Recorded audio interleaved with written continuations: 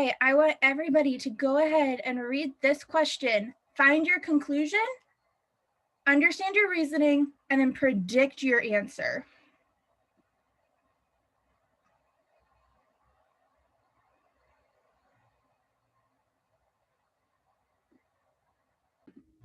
All right, this is a very hard flaw question for two reasons. One, it is not an extremely common flaw on like an actual flaw question in the answer choices, as well as it's kind of hard to predict, but it's a fabulous question to practice our approach of, does this happen and is it a problem? Because if you did that, you're going to get to the answer choice, but it's because did anybody, when you're reading through these, you're kind of like, I have no idea what this is actually, because it's not what you were predicting. Yeah, I had no idea what was happening here. Yeah, I agree. Okay. And so this is whenever this happens on the test, we have to go back to our basics and go through those, especially when we're drilling flaws, go through this, find the conclusion, find our support, try to predict a gap. If there's no gap, go through the answer choices and ask those two questions. So here we're saying a few theorists hold the extreme view that society could flourish in a condition of anarchy, the absence of government. All right, so we have these, this is an opinion of others, and they're just saying that they think that a society could flourish in an, in an anarchy, which in anarchy, they give us the definition, is just the absence of government. So at least one of these theorists have even produced interesting arguments to support that position. And that position is that we can flourish without any government. So we have a bunch of libertarians on our hands here. One writer, for example, contends that anarchy is laissez-faire capitalism taken to its logical extreme. So they just say that, hey, anarchy is hands-off capitalism, which just means that's taken to the extreme. But these theorists' views ignore the fundamental principle of social philosophy, that an acceptable social philosophy must promote peace and order. So we're saying that these theorists are ignoring this fundamental principle, and that is that social philosophy must promote peace and order. Any social philosophy that countenances chaos, i.e., anarchy, accordingly deserves no further attention. What is our conclusion here? Lisa, do you have it? I thought that it was the last sentence. Any social philosophy countenance chaos, example, anarchy, accordingly deserves no further attention. Do we agree or disagree? I said it was the sentence after the but. But these theorist views ignore the fundamental principle of social philosophy. I thought it was the last one also. All right, thumbs up if you think it is the last sentence.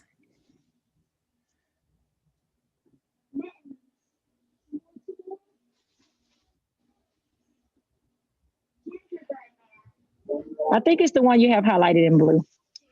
But these theories ignore the fundamental principle of social philosophy. I think it's actually the last sentence. This one's really tricky. I think you use both of these for sure to get to it, but we're saying that, but these theories views ignore the fundamental principle of social philosophy. And then because they ignore it, well, actually, any social philosophy that deserves no further attention.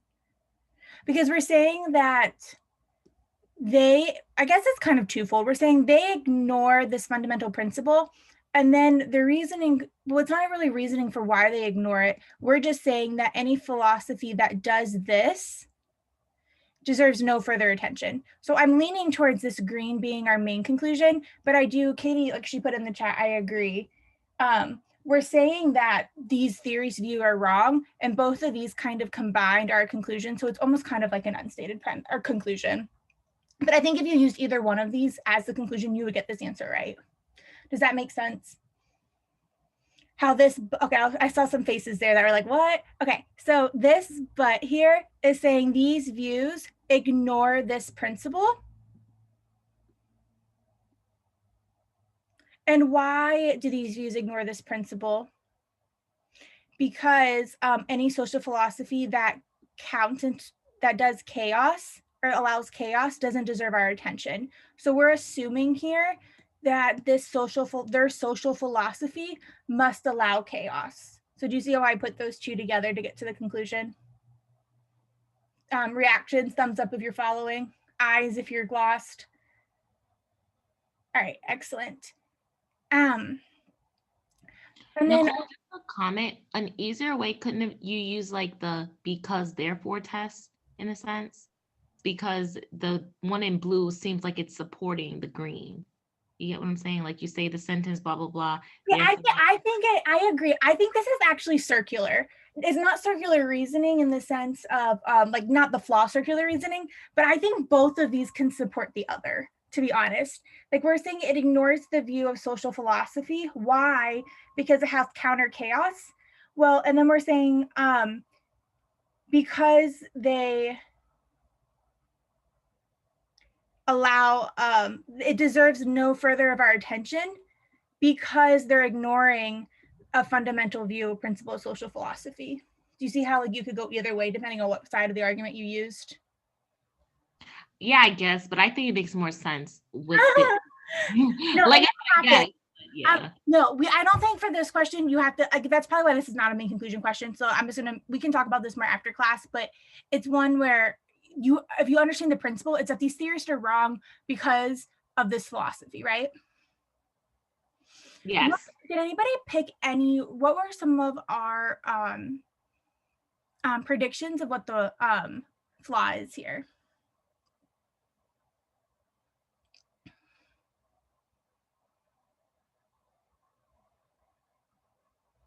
I was thinking about because like kind of like a small segment, they're talking about the theorists. If since they ignore this, then they should dismiss the anarchy like altogether. Like there's no further attention just based off of their opinion. That's what I was thinking in my prediction. Okay. Well, we're saying that, so essentially what we're saying is they're ignoring this principle of social philosophy because their philosophy must allow for chaos or an anarchy, right? Right.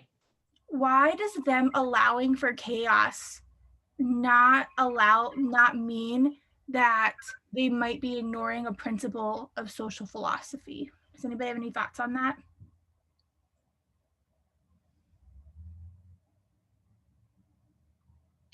A lot of people, when in the answer choice, it says,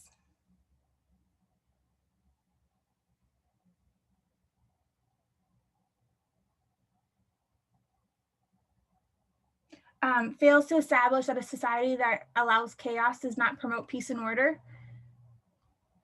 This one is probably the closest prediction that we got, but it still wasn't the exact answer choice. So let's start with E. I want everybody now to go through for each answer choice on your own and ask yourself those two questions and see which ones that you get which ones you say yes to. So 1, does it happen? And 2, is it a problem?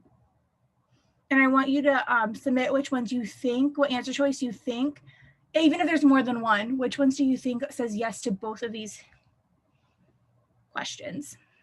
Does it happen? And is it a problem?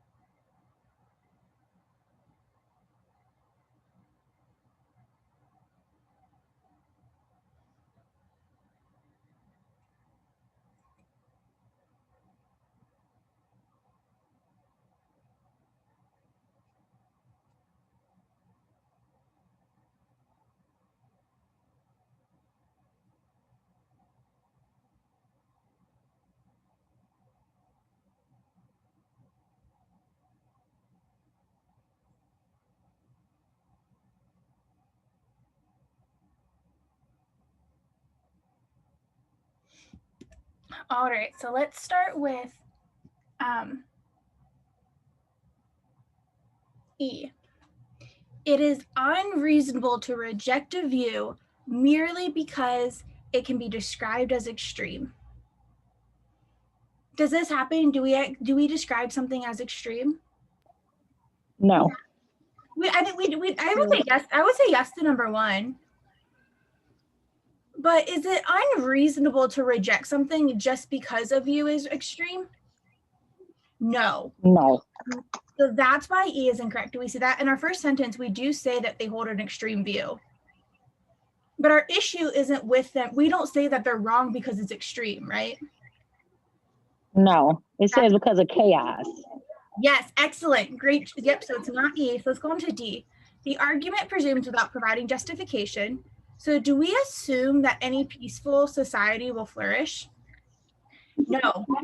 So we say no to this question here. So D's wrong right away. All right, whoever picked C, can you please explain this answer to me? Because I don't even know what this is saying. The truth or falsity of a view is not determined by the number of people who accept it as true. So do we not, the truth of the view is not determined by the number of people who accept it as true? It sounds like a lot of wisdom to me.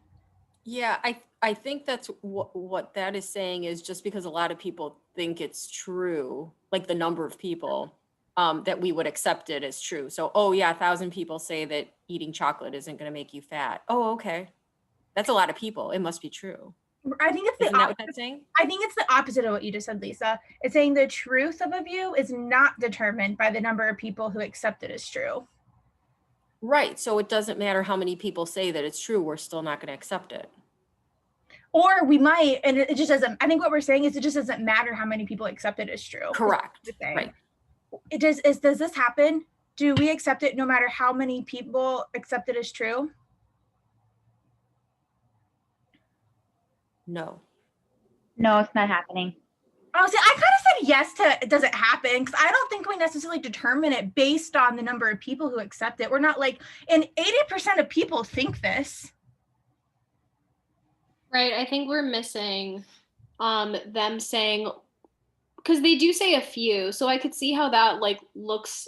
I mean, it looked interesting when I first read it because I think they do specify that only a few feel that way, but we have nothing to compare it to. So how can we even say that a majority, or that because a majority feel that way, we are determining that? But it's saying is not determined. So I'm saying this does happen. We don't say, we are not saying this is true or not based on how many people are saying it's true. And I'm sorry. But I didn't choose C because I thought it was irrelevant. I thought the number of people was irrelevant to what I thought was the conclusion. yes, that's question number 2, Yolanda.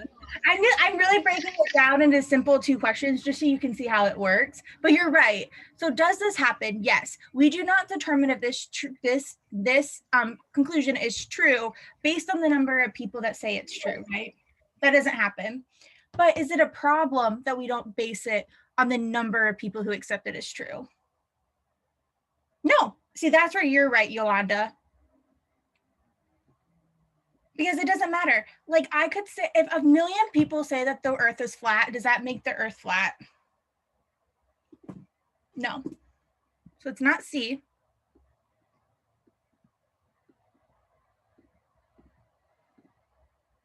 All right, B, the argument fails to show that laissez-faire capitalism deserves to be rejected as a social philosophy.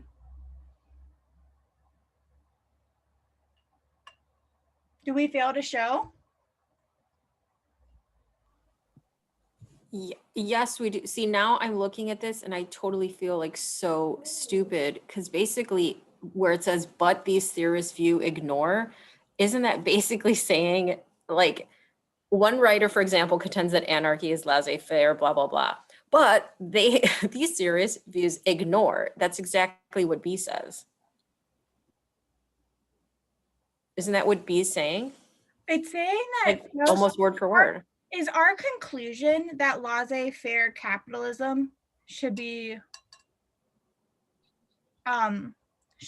rejected?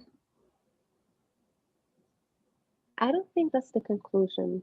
Excellent, Eamon. Yeah, Yeah. this one is, I think B is super tempting, but Yes. our conclusion is not that laissez-faire capitalism deserves to be rejected as a social philosophy.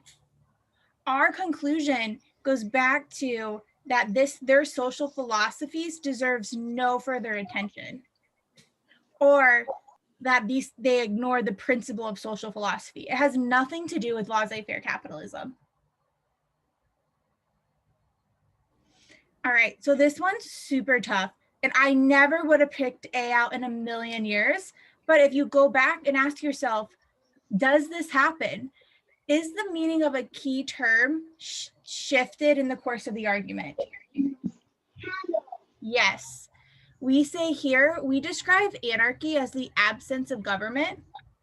And down here, we describe anarchy as chaos. Yes, and that's why I chose A. Excellent. So does it happen? Yes. Is it a problem? Absolutely. You can't, give one definition for the word and then come down here and reject it and translate it to, oh, anarchy goes from meaning the absence of government to therefore meaning chaos. I never would have predicted this one, but if I go through these two questions, I would have been like, yeah, technically this happens. Yeah, I can see why this is a problem. This flaw is called equivocation. Has anybody ever heard of that? So it's not extremely popular, but it's whenever equivocation is whenever you give something two different meanings. So if I said, all dogs bark, therefore that tree must be a dog. Like, I'm using bark in two different words. Like, that's a very simple version of it. I've only ever seen like 4 or 5 questions actually be the correct answer. It's kind of like circular reasoning. It's a very common wrong answer choice though. So getting fast. I would have never went with A either, but I did, thanks to the process of elimination. So I eliminated, like, the 4 other answers didn't really make that much sense to me. So A was it. I kind of got lucky. That maybe, is I don't know. exactly how you should approach these questions. So I'm like, Yeah. and I'm like, A, I'm like, I guess technically this does happen.